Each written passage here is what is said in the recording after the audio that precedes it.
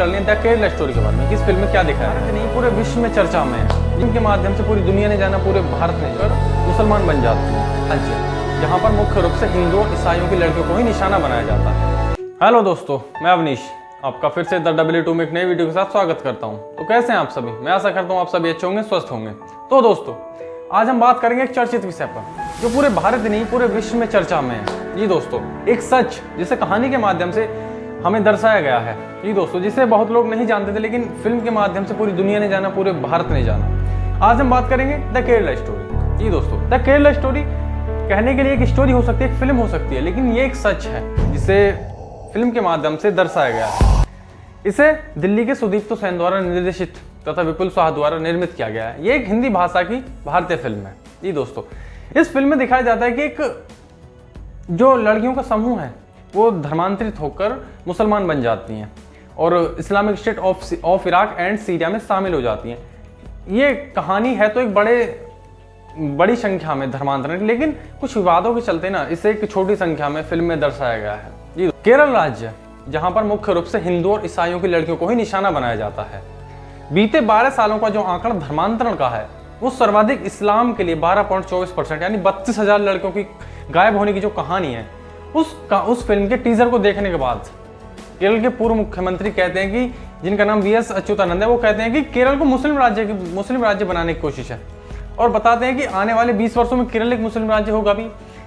जो कहते हैं कि आने वाले 20 वर्षों में मुस्लिम राज्य होगा, इस बात में कितनी सच्चाई है कोई नहीं जानता कि होगा या नहीं होगा, इसके बारे में कुछ नहीं कह सकते। तो अब बात करते हैं द केरला स्टोरी के बारे में कि इस फिल्म में क्या दिखाया गया है।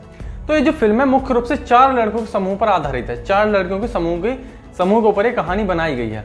ये दोस्तों, जो नर्सिंग की पढ़ाई करने के लिए नर्सिंग कॉलेज में जाती हैं और इसमें जो अहम किरदार है वो अदा शर्मा द्वारा निभाया गया है, जो कोचीन की रहने वाली शालिनी उन्नीन कृष्णन है, जो भी नर्सिंग की पढ़ाई के लिए वहां पर जाती हैं। और उनकी मुलाकात निम्हा जो एक ईसाई है, गीतांजलि जो एक हिंदू, और आशिफा जो एक इस्लामिक है, उससे मुलाकात होती है। इन सबसे मुलाकात हो जाती है और ये जो चारों हैं ये एक अच्छी दोस्त बन जाती हैं। दोस्तों, इस फिल्म में आगे दिखाया गया कि आसिफा, इस ग्रुप में जो एक मुख्य रूप से आसिफा है, इस्लामिक लड़की है, उसके जो झूठे भाई होते हैं इसमें, उनके द्वारा उन तीनों लड़कियों को ना उनके प्यार के जाल में फंसाया जाता है। इससे पहले इसमें एक घटना दिखाई जाती है कि जहां पर उन तीनों लड़कियों को ना छेड़ा जाता है, आसिफा को छोड़कर छेड़ा जाता है, वहां पर उनके कपड़े भी फाड़ दिए जाते हैं जो उसके झूठे भाई हैं ना उनके द्वारा। तो फिर आसिफा जो है उन लड़कियों के ब्रेन को ना वॉश करते हैं, उनके दिमाग में ऐसी बातें बैठाती है कि तुम्हारे धर्म में ऐसा होता है, तुम्हारे धर्म में वो होता है, मतलब उनके दिमाग को वॉश करती है कि तुम ये हिजाब पहन कर निकलो, बुर्का पहन कर निकलो, कि तुम्हें कोई आंख उठा कर भी नहीं देख सकता, तुम्हें कोई हाथ भी नहीं लगा सकता। तो मतलब उनके दिमाग को ना पूरी तरह से साफ करती है, समझाती है उनको अपनी बातों को। तो वो लड़कियां जो है ना इस्लाम के प्रति धर्मांतरण के लिए मजबूर हो जाती हैं और वो फिर खुशी खुशी इस्लाम को कबूल भी करती हैं। और वो ऐसी लड़कियां ऐसे समझती हैं कि हाँ इस्लामी सर्वश्रेष्ठ है, और वो इस्लामिक लड़कियां बन जाती हैं, अब खुद को कन्वर्ट कर लेती हैं। फिर वो भी बुर्का और हिजाब जो है पहन लेती हैं।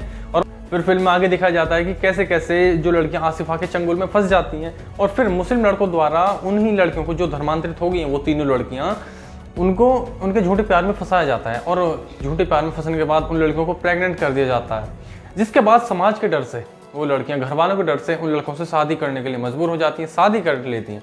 और इसके बाद वो कैसे कैसे शादी करने के बाद पाकिस्तान, अफगानिस्तान होते हुए सीरिया जाती हैं, वो सब दिखाया गया है। और इनका परिवार भी इस सब के साथ किन हालातों से, किन मुश्किलों से गुजरता है, इस फिल्म में सब कुछ साफ साफ दिखाया गया है। और फिर उन तीनों लड़कियों को ISIS यानी सीरिया में ले जाकर Islamic state of Iraq and Syria में शामिल करा दिया जाता है। ये कहानी सिर्फ उन 3 लड़कियों की नहीं, सिर्फ शालिनी उन्नीन कृष्णन की नहीं, ये कहानी उन सब 32,000 लड़कियों की है जो बीते 12 वर्षों में केरल से गायब हुई और जाकर सीरिया के रेगिस्तान में दफन हो गई।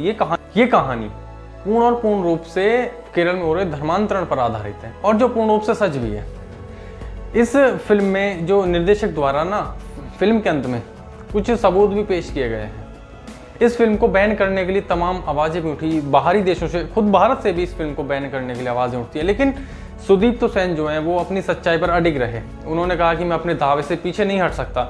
इस फिल्म को बैन करने के लिए ये बात सुप्रीम कोर्ट तक भी गई, लेकिन सुप्रीम कोर्ट ने इस फिल्म में हस्तक्षेप करने से मना कर दिया। जो बाहरी इस्लामिक देश हैं उन्होंने इस फिल्म पर विरोध जताया है। सबने अपने तौर तरीकों से इस फिल्म को इस्लाम विरोधी ठहराया है। हाँ, ये भी है कि इस फिल्म में जो कुछ सीन्स है उन्हें नाटकीय रूप से दर्शाया गया है, लेकिन नाटकीय रूप से दर्शाने का मतलब ये नहीं कि फिल्म नाटकीय है, इसमें सच्चाई को दर्शाया गया है। इसलिए इस फिल्म को हजम करने में लोगों को परेशानी होगी।